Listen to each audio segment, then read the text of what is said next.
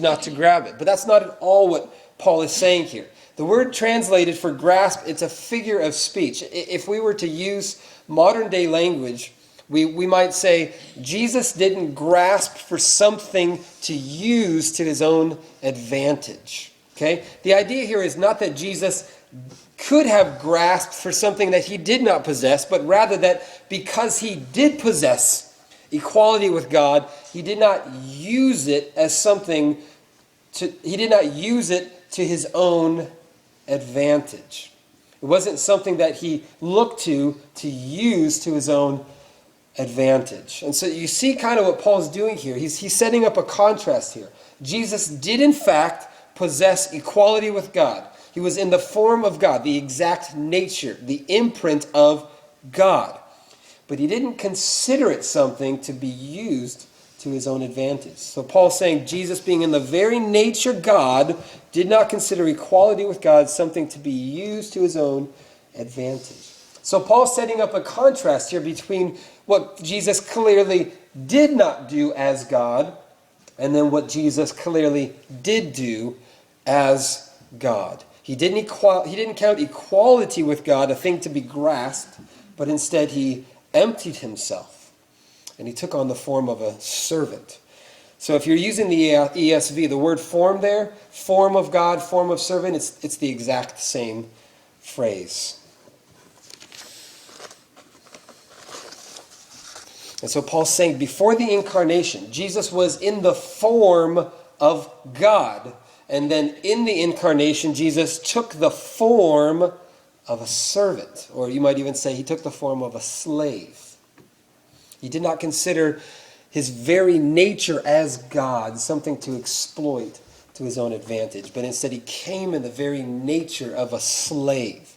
And that's unique in our day and age, right? In the day and age that we live in, and it's not just our day and age, but all of the history of mankind, man has tried to find anything that they could do to try and get one step ahead, right? We live in a day and age of performance-enhancing drugs, or in business settings. Anybody's trying to find that leg up to try and get the advantage in the business world. And so left to our own thinking, we might anticipate that if we were to be told that God himself was going to come to earth, that the glorious creator of heaven and earth, right, that he would come to earth in pomp and circumstance, right? He's God. Right, so he's going to come with this magnificent, majestic glory about him. Right, that he would come to earth manifesting his greatness and his majesty. But precisely because Jesus came to perfectly represent and manifest the very nature of God, he came in humility. I find that fascinating. Jesus came humbling himself. And he came to express the very nature of a servant. So Jesus, in becoming a man, he didn't cease to become God. He still was God in very nature. And everything that he did as man revealed exactly what it was or what it meant for him to now be God. God wasn't something else and then he became a servant. No, God in his quality of a servant came and exemplified it in Jesus Christ. Listen to this quote from Peter O'Brien. When Jesus emptied himself by embracing the divine vocation and becoming incarnate, he became a slave without any rights whatsoever. He did not exchange the nature or form of God for that of a slave. Instead, he displayed the nature or form of God in the nature or form of a slave, thereby showing clearly not only what his character was like, but also what it meant to be God. So you see, as you look at the works of Jesus, we can say God is compassionate. Right? You look at the life of Jesus and we can see that he healed people of different forms and sickness. He healed people of leprosy. We can say that God is loving, right? The way that he reached out to the outcast. He reached out to the poor. It wasn't to the healthy that he came. He said, no, I come for the sick, the people that are rejected by religious authorities. So God's compassionate, God's loving. We could say that God's gracious in the way that he expressed forgiveness to those who clearly were caught in their sin. Remember the woman at the well? Jesus knew her sin. Remember the woman that was caught in adultery and was brought to Jesus? Stone her. He writes in the sand. Everybody walks away, right? Who of you have sinned? Have no sin? Here's the first stone. Go ahead and throw it. Nobody does. He shows his graciousness, his forgiveness. Go and sin no more. So God's gracious, he's compassionate, he's loving. But who would have thought that Jesus, in perfectly manifesting the very character, the very nature of God, who would have thought that he would come as a slave to humble himself and to serve us? When we describe the attributes of God, how many of us would call God's a slave? He's a servant. He's the lowliest of all. He came and exemplified that. So Jesus demonstrated his nature as a servant in the most vivid and unforgettable way. Anybody think of the supreme example that most of us would probably point to when we say that would probably be the pinnacle of where Jesus exemplified himself as a servant or a slave? There's lots of different ones, but there's one in particular that I'm thinking about. Clue, one of the last nights of his life. Do you remember what Jesus was doing? Yeah, he was washing his disciples' feet. He knew that he was about to be crucified, and yet what did Jesus choose to do? He chose to wash the disciples' feet. The scene, as the gospel writers tell us, is this. They were at dinner, right? They were reclining at the table. For Jesus, he knew this was going to be the last time that he'd be able to sit down and have a meal with his disciples. So he rises from the table. He takes off his outer garments and he wraps a towel around his waist, and then he proceeds to go around the table washing the disciples' feet. Remember, they would have been reclining at the table, so I'm not sure if it was their left elbow that they would have been using or their right elbow, but their feet would have been going away from the table. And so Jesus goes around and he washes their feet. And you can imagine, here is Jesus with a basin of water kneeling at the dirty, smelly, rotten, right? There's probably some calluses and just disgusting disciples' feet. And yet he goes around one by one and he makes his way around to wash the disciples' feet. And so how did the disciples respond? This wasn't just surprising to the disciples. This was almost scandalous. And so Peter cries out, "Lord, what are you doing? Do you wash my feet?" I mean, Peter's beside himself. He said, "Lord, this isn't right for you. This isn't the way it should be. This isn't the way it should be done. No way. What are you doing? This is not what you are supposed to be doing. I should be washing your feet." And for Peter and the other disciples, they're right. They should be washing the King of creation's feet.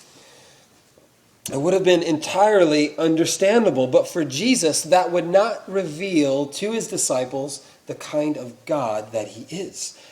Jesus is the one who came to serve in such a way as to stoop to what was considered the lowliest task that anybody could do. It was the most demeaning activity in Jewish culture.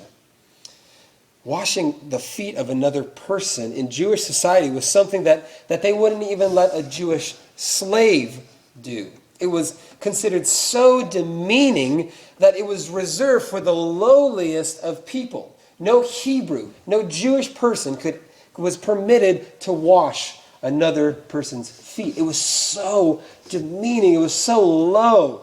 It was so looked down upon. And so Jesus says, that's the place that I'm going to demonstrate my servanthood. And so as God, Jesus emptied himself. He poured himself out, and he took the very nature of a servant, because that is the very nature of God. So as God, he emptied himself. And we see as man, he also humbled himself. So we see in verse 8, and being found in human form, he humbled himself by becoming obedient to the point of death, even death on the cross. So verses 6 and 7, the accents on his deity. And then in verses 8, the accent's really here on his humanity. Jesus was found in human form. In other words, Jesus became a real human being. The fact that God would empty himself to take the form of a servant is shocking. But the fact that God would come to earth and take the form of a man is mystifying. I've said this before. One of the ways I know I will be worshiping for all eternity is because I will be looking at God in the flesh. Jesus will be in human form and yet somehow be exhibiting the very nature of what it means to be God. That God will be present with me and yet omnipresent everywhere in all creation. How that works, I don't understand. That doesn't make sense. And so it'll cause me to fall on my knees and worship and say, this is mystifying. This is what theologian J.I. Packer says. This is the real mystery of Christmas. It's not found in the Good Friday message of the atonement, not in the Easter message of the resurrection. No, the real mystery of Christianity is found in the Christmas message of the incarnation. And so the great hymn writer Charles Wesley captures this in a poetic and succinct form when he says, our God contracted to a span, incomprehensibly made man. God contracted to a span, incomprehensibly made man. It's amazing. This is a mystery, right? Anybody understand it? I will sit down right now if you can come up to me up here and explain to me how the incarnation is, how that works. Nobody. Okay, well, I'll just continue on. Good, because I don't get it. And yet, hear this. Nothing could prepare us for what Paul says next. See, it wasn't enough for Jesus to come and manifest himself merely as a human being. No, he humbled himself more by becoming obedient to the point of death. Paul says even death on a cross. And so do you see the contrast here? Jesus is the radiance of God's glory. He's the exact imprint of his nature. He's the one who before time, he existed in majesty and glory. He was worshipped by the angels of heaven. And yet this same Jesus is the one who came to manifest himself as a servant. This is the same Jesus who came to manifest himself as God, and yet we find him humiliated, dying on a cross as a criminal. Why? Well, to reveal the true nature of God. Why? To show his love for sinners. Why? To rescue us from the wrath of God. Why? To show us the supreme example of what it means to be a servant. So this is the heart of Christmas. This is what Christmas is about. This is what Christmas shows us. It shows Jesus as the supreme example of a servant. He left the glories of heaven for the stench of a stable. He doesn't come to serve himself, but he comes to give himself for the good of others. He shows us the very nature of God to be the very nature of a servant. This is the God that we serve. Transcendent, yet immanent. Not just among us as a king in pomp and circumstance. No, the lowliest of lowlies for you and for me.